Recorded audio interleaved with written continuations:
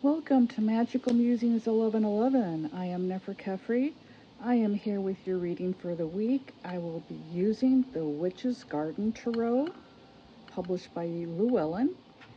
That's if I can ever get this candle to light. I am outside today. I live in Houston, Texas. It is an absolutely stunning day today. Of course, come summer, it'll be awfully hot every single day, so I'm out here enjoying the weather when I can. The reading, although I'm doing it for this week, is good anytime this crosses your path. That is when you are meant to see it. So don't let the date limit when you view your reading. I'm shuffling the deck, concentrating on the collective. That means this reading is for anyone who happens to view this on YouTube. I always shuffle and pull the cards on camera so you can see the reading is what we call live, meaning the cards are not pre-selected prior to the start of filming. I do intuitive readings, so the King of Pentacles popped out. We'll remember this card, okay? Always pay attention to the jumpers. Jumpers can often show you what the theme of the whole reading is going to be prior to pulling any cards. Sometimes they represent things that need our attention. As I was saying, I always do my card pulls live in the video, never edited, so you can see you are receiving a true intuitive reading from a professional who has been reading tarot since 1976. Here we go. I'm going to cut the deck and draw the 3 cards for the weekly reading.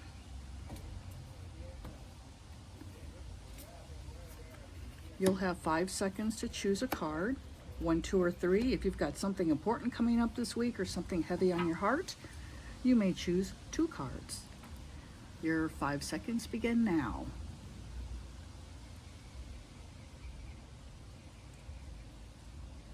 All right, I hope you've chosen your card. Here we go with card number 1. Ooh, the Magician. This is a card of will and mastery. That means what you focus on, you tend to manifest. You make things happen. You are a doer. When you set your mind to something, you achieve it. It's a very interesting card. It represents mastery of the 5 elements: air, earth, air, fire, and spirit. And here we have the symbols of the 4 suits on her altar here. So you've got the sword, the wand, the cup, and the pentacle. She's got a cat behind her. Cats represent spiritual familiars, also intuition and occult knowledge. And by occult knowledge, I don't mean dark and evil, I mean hidden.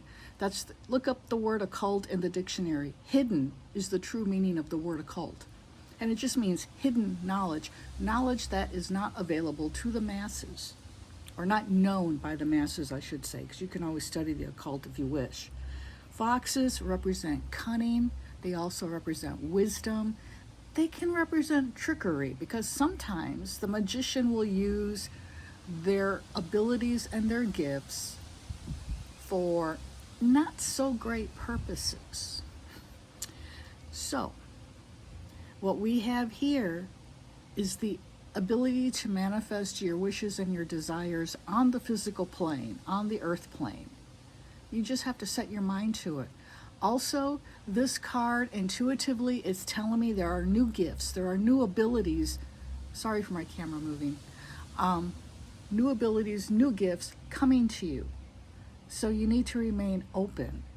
And just tell your angels and your spirit guides, say, angels and spirit guides assigned to me, I am open to receive any gifts, any abilities that the God or universe has to offer me. And that way you're open to receive, and they'll come to you when they are meant to. And also pay attention to your dreams. I'm seeing someone now, I'm seeing a woman, she's writing in her journal I've seen the cover of the journal. It says Dream Journal. So right there, that's my guides telling us, pay attention to your dreams. And I know I tend to kind of harp on that, but in these days in particular, after the planetary alignment of February, that sealed the deal with the Earth advancing to the fifth dimension. We're all living in the fifth dimension right now, whether you realize it or not, whether you want to be there or not. And when you're in the fifth dimension, manifestation is so much easier, so much easier. So that is card number 1, off to a bang bang start. Let's see what card number 2 gives us. Ooh, the Page of Wands. The element of fire governs the suit of the Page of Wands. The fire element. That's anything you feel passionate about. And yes, it can represent sexual passion as well. But the things we're passionate about represents action, activity. You know, your get up and go, your motivation. And the pages in the tarot are young people. They are usually, of the court cards, the ones who have the least life experience due to their younger age. So they're still in the process of learning. They're learning what their gifts are. They're learning how to work with the element of their suit. So if you've chosen card number 2 today, the Page of Wands. Wands, this is the suit of communication. The advice behind this card is now is the time to get going on whatever it is you're planning. Whatever it is you're trying to set into motion, it's prime time now. So get everything worked out, figure out how you're going to do it, and then do it.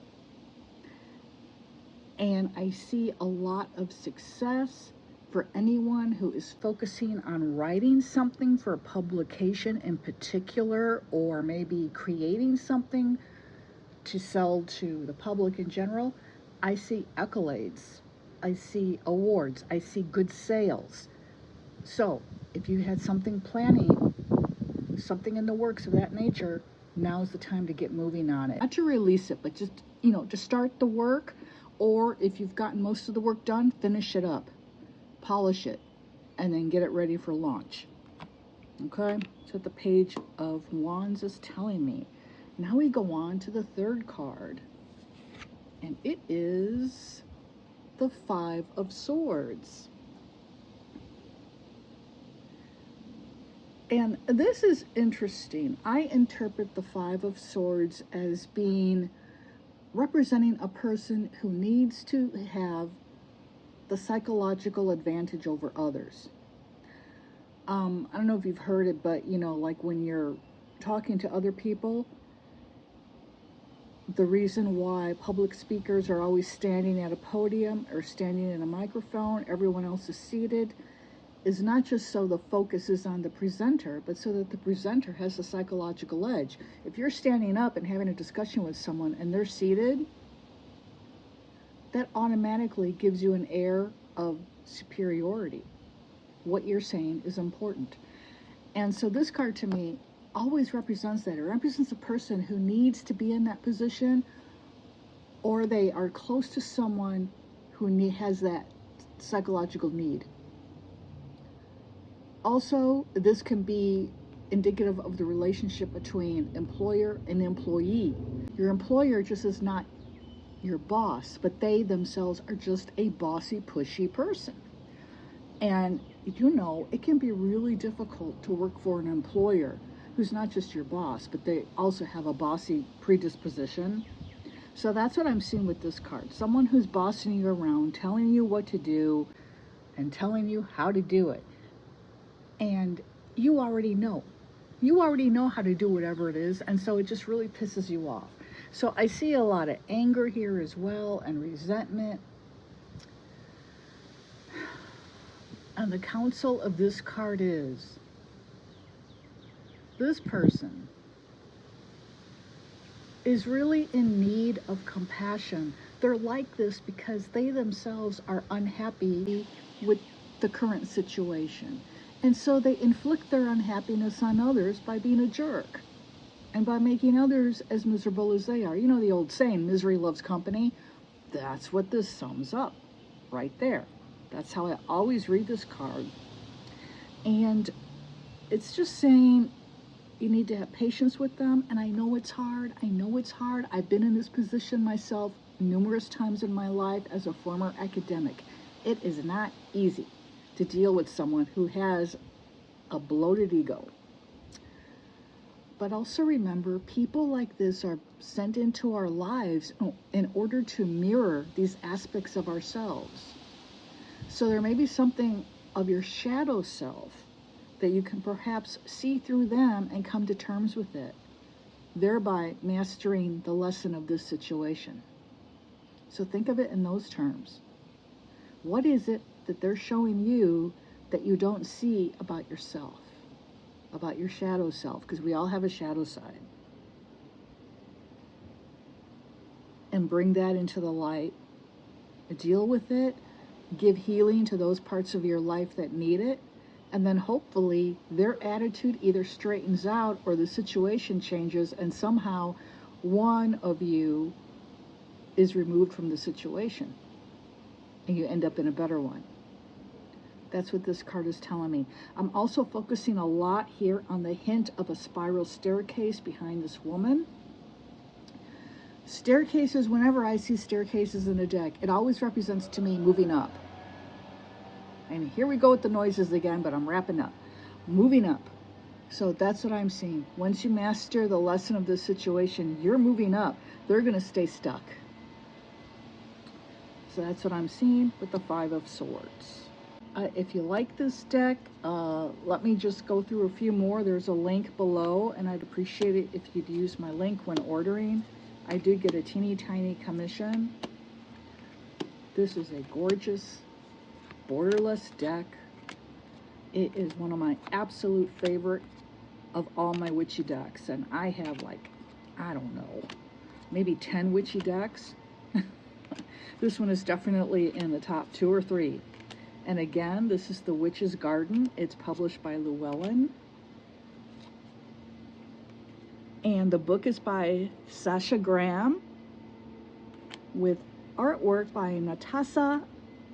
And I know I'm going to pronounce her last name, mispronounce it. It is Ilinsi? I don't know. It's Russian, obviously, or some Slavic language. So, again, published by Llewellyn. It comes in a nice magnetic closure box. The guidebook is 6 by 9 inches. Nice, heavy, glossy paper with full color, full page illustrations of the cards.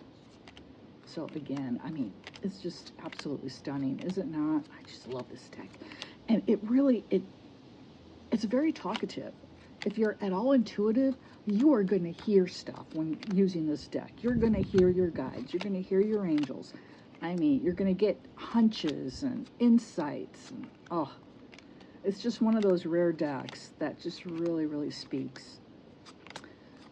So if you've enjoyed this reading, I ask that you please give my video a like, subscribe to my channel. I am trying to grow my channel. I've been on YouTube 8 years now, and now I'm going to be consistently posting as I'm getting down to brass tacks with my channel.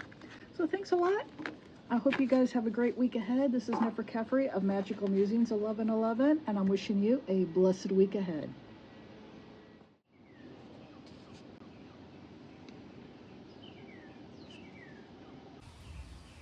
Here is just a tiny bit of behind the scenes of my setup here on my porch.